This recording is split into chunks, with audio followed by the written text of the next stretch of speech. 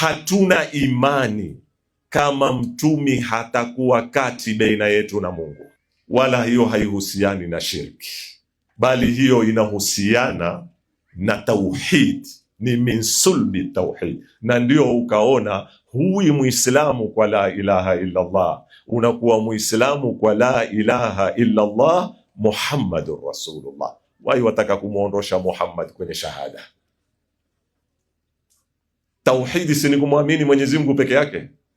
Kwa hivyo kukubali Mungu si ilikuwa yatosha kusema la ilaha illa Allah?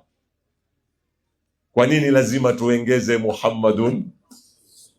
Kwa sababu Muhammadun Rasulullah ni juz'un min at-tauhid, haigongani na tauhid.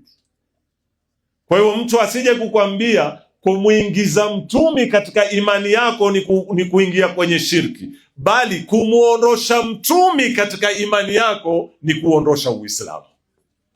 Fala la yu'minuna. Na hii iko kwenye hadithi maarufu. Mtumi sallallahu alayhi wa sallam asemaje? La yu'minu ahadukum, hawezi kuamini mmoja wenu hata akuna, mpaka niingie mimi.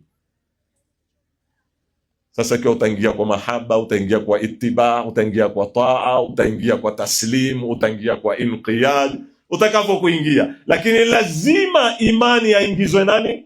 Mtume Muhammad. Hata akuna ahabba ilayhi min nafsihi wa uldihi wa mali, hawezi kuamini mtu yoyote katika nyinyi mpaka mimi Muhammad iwe anipenda zaidi kuliko nafsi yake, kuliko watoto wake na kuliko mali yake.